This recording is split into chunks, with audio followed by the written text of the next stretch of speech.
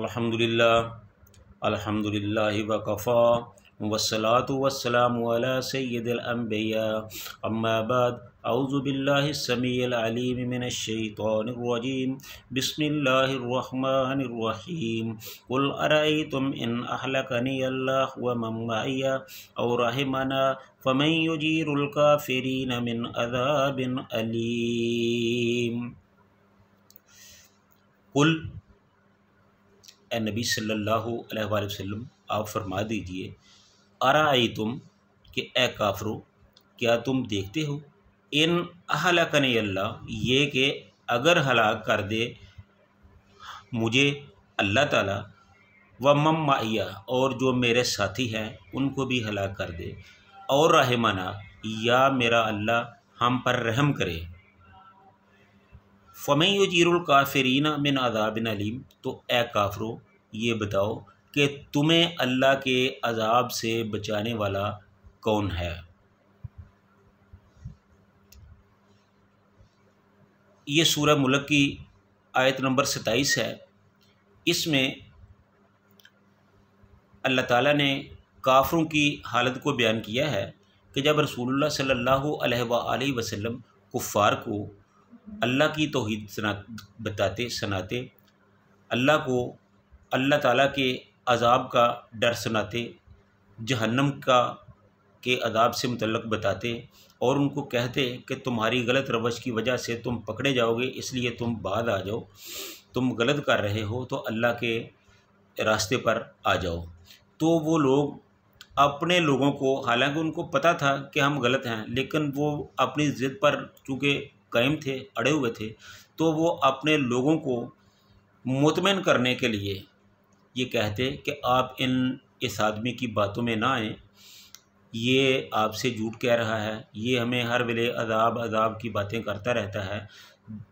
अनकरीब ये आदमी जब ख़त्म हो जाएगा तो उसके साथ इसके साथी भी ख़त्म हो जाएंगे, तो इनके साथ ही इनका जो मिशन है, इनकी बातें हैं, ये भी ख़त्म हो जाएंगी और हमारी सारी सरपीट जो है वो ख़त्म हो जाएगी, इसलिए आप इंतज़ार करें, ये हमारा कुछ भी नहीं बिगाड़ सकते। तो जब ये बातें उन्होंने अपने दोस्तों से, अपने लोगों से की, तो अल्लाह ताला ने रसूलुल्लाह सल्लल्लाहु अलैहि वसल्लम से फरमाया कि ए मेरे महबूब सल्लल्लाहु अलैहि वसल्लम, आप इन काफरों से कह दीजिए कि ए काफरो, अगर हमारा अल्लाह हमें हलाक कर दे या हमारे साथियों को हलाक कर दे या हम पर रहम फरमा दे, तो तुम्हें इससे क्या मिलने वाला है। क्यों कि इसलिए कि हमारा तो ख्याल है कि हम अल्लाह को मानने वाले हैं, अल्लाह मेहरबान है, रहीम व करीम है, वो अपने बंदों पर जुल्म नहीं करता,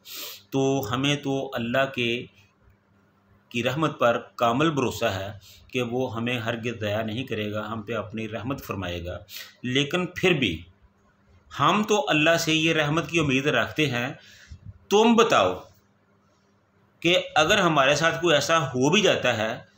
तो इसको नज़रअंदाज करो और तुम बताओ कि तुम जो अल्लाह के अज़ाबों को अपने हाथों से ख़रीद रहे हो, जहन्नम के रास्ते पर चल रहे हो, अल्लाह की नाफरमानियाँ कर रहे हो, अल्लाह के अज़ाब के अंदर जानबूझकर घुस रहे हो, तो ये बताओ कि अगर तुम्हारे साथ कल को कोई मामला बन जाए, जो यकीनन बनने वाला है, क़यामत आने वाली है, ये तो एक अटल मामला है, तो जब क़यामत आएगी तो अल्लाह ताला तुमसे हिसाब किताब लेगा, तो फिर उस वक़्त तुम्हें अल्लाह के अज़ाब से, अज़ाब बिन अलीम, दर्दनाक अज़ाब से बचाने वाला कौन होगा। फ़मन युजीरुल काफिरीन, काफिरों बताओ कि तुम्हें कौन होगा जो बचाए, मिन अज़ाबिन अलीम, जो अल्लाह का दर्दनाक अज़ाब है। यानी कि ए काफरो, हम तो अल्लाह की रहमत पर भरोसा करते हैं कि अल्लाह ताला हमें बचा लेगा, तुम बताओ कि अगर तुम्हारे साथ कल कोई इस किस्म का मसला बन जाए तो तुम्हें बचाने वाला कौन है। तुम्हारा तो ना आगे है ना पीछा है, जब क़यामत आएगी तो अल्लाह ताला तुम्हें गिरबान से पकड़ेगा, तुम्हें गर्दन से पकड़ेगा और पूछेगा कि हाँ, मैंने तुम्हारे पास नबी नहीं भेजे थे, मैंने तुम्हें डर नहीं सुनाया था, मैंने तुम्हें जहन्नम के मामले से आगाह नहीं किया था। तो वो सब इस बात को मानेंगे कि हाँ अल्लाह, आपने हमें बताया था, आपने हमारे पास नबी भेजे थे, लेकिन हमारी बदकिस्मती कि हमने ही वक़ालू लौ कुन्ना नस्मअ व नाक़िलू, तो हमने ही उनका इनकार किया, हमने उसको ना माना, हमने अपनी अकल से काम ना लिया, हमने उनकी बातों को ना सुना, तो हमने जहन्नम को ख़रीद लिया। तो ये हमारा ही सारा कसूर है। तो जब ये सारी बातें हो जाएंगी तो फिर तुम्हें अल्लाह के अज़ाब से कौन बचाएगा? तुम्हें तो ऊंधे मुँह करके जहन्नम में फेंक दिया जाएगा। तो अल्लाह के अज़ाब से डरो, जो तुम्हारी गलत रवश है उससे बाज आ जाओ और अल्लाह की ताबेदारी करो, अल्लाह की फरमाबरदारी में लग जाओ, ताकि तुम्हारा मुस्तकबिल बन जाए। लेकिन वो ऐसे ज़िद्दी थे, ऐसे अड़ियल थे, वो अपने लोगों से कहते थे कि हम देख रहे हैं कि जैसे ही मोहम्मद सल्लल्लाहु अलैहि वसल्लम